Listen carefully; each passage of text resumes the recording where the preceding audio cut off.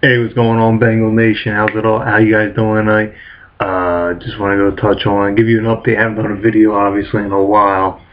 Um, I just wanted to touch on, because the free agency just started. Bengals doing nothing out of the ordinary. Um, Looks like they want to lock up. Uh, Obviously, they want to lock up AJ Green, who was the top 3 receiver in this league right now. Um, and then you have obviously Andy Dalton, which I say let Andy Dalton hit the open market. Mike Brown, you've been frugal your whole life. Please be frugal with Andy Dalton and don't pay him, because when he hits the market, no one's going to pay him top dollar. He will not. He will not receive double-digit contract from anybody. And if that's the kind of money that's being asked for on the table, I don't know what kind of numbers they're talking, but the going rate for a franchise starting quarterback is usually in the 10 million range. Please, God, do not pay him that, because no NFL team will pay Andy Dalton that, alright? So, that being said, I want Andy Dalton gone. I'll take number 14 from Penn State. What's that kid's name? I get Christian Hackenberg. I'll take Hackenberg right now. A sophomore in college over Andy Suck Dalton. But anyways, I digress on that. So real quick, what can the Bengals do in the free agency? There's some names out there they could make a splash at. I look at the cornerback and the linebacker position. Or not a linebacker position, but like I guess now they let James Harrison go, just somebody who could rush the passer. Arizona picked up John Abraham. They were like, oh, and it was like, see you, can't afford you, don't want to pay you. And Abraham didn't do what he did with the Jets in Atlanta. Kind of had a bad season. Then he bounced back this year in Arizona. So who knows? I would like to see him get somebody, a third down pass rush specialist, and if the person is willing to accept that role. A few names on the list. Fullback position. I know fullback position's irrelevant in the NFL as of late. But with Hugh Jackson's offense, who knows? And it was kind of missing all last year in the short yardage situations, but the guy from San Diego, I think McLean, he's out there. I think he was on San Diego. Anyways, I'm not gonna go. It's fullback position. Come on, people. But another nice position is Michael Robinson, who he was a free agent last year. I doubt they'll go after him. Michael Robinson, blocked for blocks for Marshawn Lynch. He was the fullback for the Seattle Seahawks. So I would definitely wouldn't mind having Michael Robinson back there. And, I know that Cincinnati has not been known for innovation, but it would be nice to do. I would like to see some Wildcat plays mixed in there. They did it sometimes with Sanu. Michael Robinson was a former quarterback out of Penn State. Then he couldn't play. He didn't, bitch and complain like Timmy Tebow. No, I'm just kidding, but he converted though to a fullback. So how crazy is that? Here he was a quarterback. Now he was predominantly a running, but Tim Tebow was a running quarterback too in college. But he converted to a fullback. He said that, so he did what he did to could put food on the chair. I like Michael Robinson. Good for the locker room. He's not going to cost you much. Experienced fullback, better than what you got there. Chris Presley, come on, running plays, come on. Doesn't matter what system you got, it's running play, man. Run, block, here's the hole, do it, get the yardage. So yeah, we'll see what happens there with the Bengals though. Defensively, a big splash, I doubt they'll get him, it would be Terrell Thomas, but then again, he's been banged up too, Terrell Thomas from the Giants. What else is out there?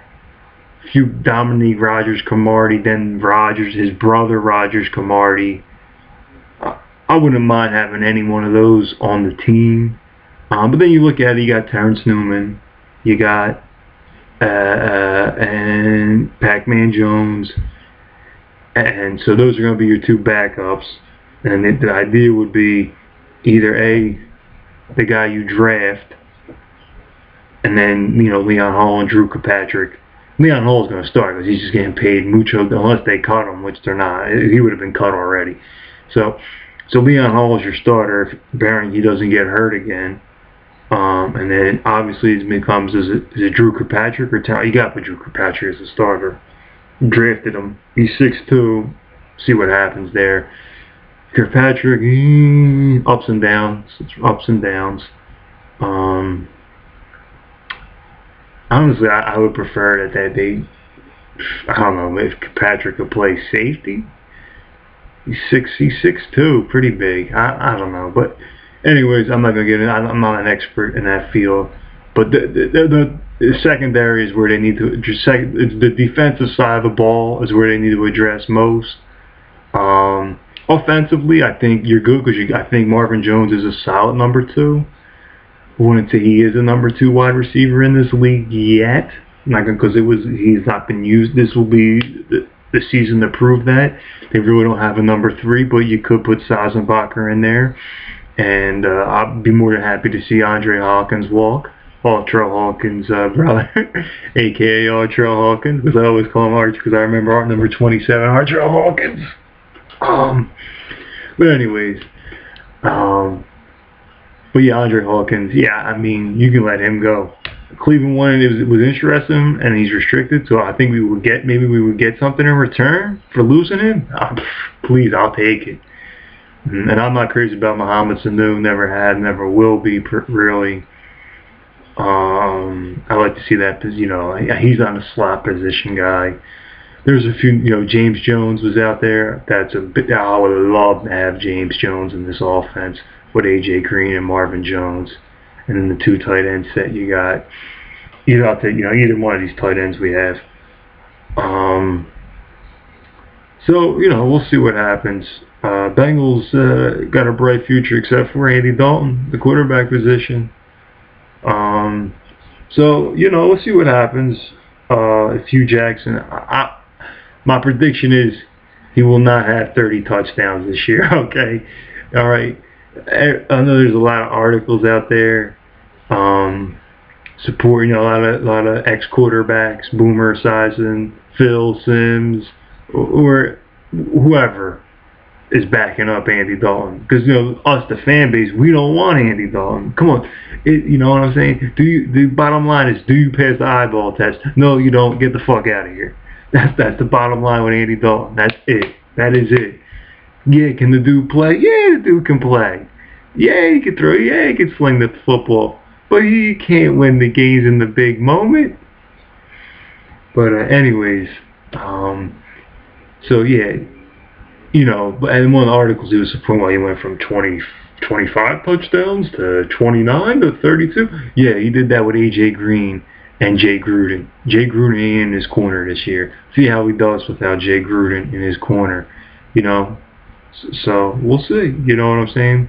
You could criticize Jay Gruden. Don't get me wrong. His play calling was not the greatest. So you could argue otherwise. But we'll see what happens. On that front. But I think Jay Gruden will do a lot for Robert Griffin. A lot. But it's going to be tough for them because their defense was so dismal. And you're looking at Chip Kelly. The Giants are going to be a little bit better. Dallas, you never know with Dallas. Even though right now with that division, I'll go with the Eagles with Darren Sproles and Chip Kelly's innovation of his offense with Darren Sproles in it. I don't know with the Eagles. The Eagles are a dangerous team right now. If you want to break down the NFL, you basically want to break it down into like 2 tiers. There's your 4 teams. Your tier 1 teams, which consist of 4 teams. Your tier 2 teams, which consists of another 4 teams with a good shot of winning the Super Bowl. And then pretty much it's everybody else, and there's like 3 teams that are like irrelevant. So you can break it down like 4 parts. But basically, them top 2 tiers you could take. And the top 4 is still going to be New England, San Fran, Seattle, Denver. Those are still your top 4 tier teams. And then you got the second tier teams that could go into the first tier. And Philadelphia is one of them now, with the move of Darren Sproles and just what they've been doing. And then they're just going to build the draft. They'll build, hopefully as long as they draft good defensively, they're going to get better. The Saints they're going to be there. I think with defensively they'll be good. Drew Brees. The Packers, you always got a shot with Aaron Rodgers. Sorry to say that. And then fourth, who did I leave off the list? Well, you can just fill in the blanks with the fourth. I really couldn't say. Baltimore Ravens, especially with the signing of Steve Smith. So that's really going to help. Steve Smith, good veteran, because that's going to really help Torrey Smith. Torrey Smith is still a good player, still in the prime of his career. So you can go that way. I'm trying to think of another. Basically, that's it. Or you could say Cincinnati. You could put Cincinnati in there. Let's just say Cincinnati, because their roster is somewhat talented. Offensively, it's very talented. Defensively, pretty darn talented with Geno Atkins healthy. Even though we lost Michael Johnson, but whatever. Michael Johnson don't need that. Hopefully, Marcus Hunt can play. So Michael Johnson was not a big loss, and Gilberry's pretty good too. So I'm not worried about that loss. So yeah, So there's really nothing the Bengals are going to do in this free agency. Terrell Thomas would be like, oh yeah, that would be like, get me excited a little bit. Jones, the receiver Jones from Green Bay, that would get me ecstatic. That would get me a little pumped up. I don't think Brandon LaFell will come here. That would be nice if they did something, But right now it seems like nothing's shocking, because they're going to do some bargain hunting, which they did last year with James Harrison, which was nice. I think they're going to do. They got to do something to get the fan base going, and then so far extend Marvin Lewis's contract and this, that, and so who knows. But since Jay Gruden's been here, this organization has been going in the right direction. Now he's gone.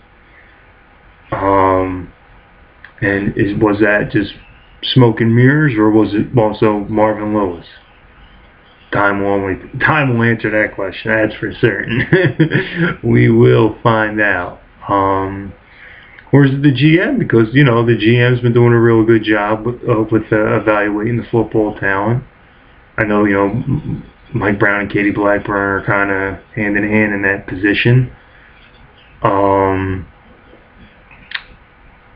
they obviously have scouts as well. And it seems like they are keeping him. They're keeping everybody on Marvin Lewis on a short leash, and they should be keeping Andy Dalton on a short leash. So believe me, there is no market for Andy Dalton. $8 million is probably, he's lucky to get $8 million a year if a team really wants him and thinks that they could stabilize their franchise with Andy Dalton. I don't know any other NFL team. Unless you're desperate, you were desperate for a quarterback, you drafted him, Dalton worked out, but now it's time to say goodbye, Andy. Thanks for the playoff appearances and getting our hopes up and blowing and then sucking it up with 0 touchdowns. Would you get 1 touchdown? I don't even know. I think you got 1 and a whole bunch. I know you got a whole bunch of interceptions. That's for sure, buddy. Not in that San Diego game. And oh yeah, that one to J.J. Watt. Anyway, that one wasn't your fault. That one to J.J. Watt. That was definitely Mr. Marvin Lewis's fault. That one. But yeah, that should be the end of your legacy there, Andy. But you'll hang around another year and we'll see. So, all right, Bengal fans. I know I'm just going on ranting. But maybe I'll come out with a quick bracket right now. I'm liking Louisville. Louisville won last year. I'm really liking Louisville to get back to the Final Four. They could be an Elite Eight team. I'm leaning towards Florida with all the experts, but it could go either way. I'm thinking Florida for my net. I don't know why. Anytime I pick Florida, I'm wrong. College football, I'm wrong. But for some reason, I'm going to pick Florida. I don't know why. I'm trying to think of another team. Now, can Wichita State get to the Final Four? Of course they can. Last year they were a pretty darn talented team, but I just don't think they've been tested. And I think they're a Sweet 16 or an Elite 8 team at best. And their 8-9 game is going to be very interesting. Trying to think. Syracuse, no way. Syracuse just lost to NC State, no way. Syracuse, no way. So Villanova, I know they lost to Seton, but it was neutral court. It was the Big East tournament. Their heads could have been in a fog. You know what I mean? These college kids, you never know. Exams, fixing. You never know. You never know if they were fixing a game. Especially a game like that. Easy to fix a game like that.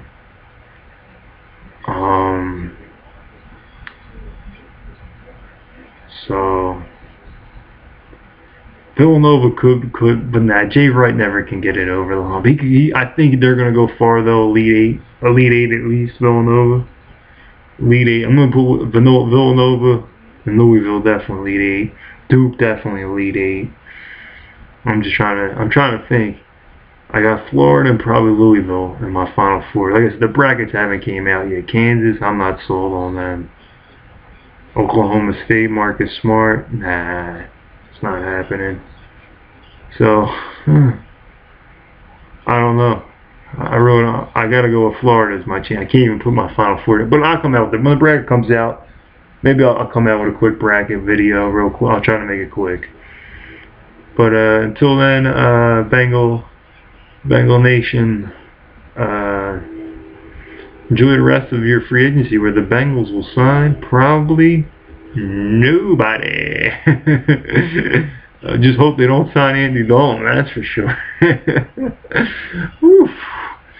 Oh boy. Alright then, until then, Bengal Nation, enjoy your life.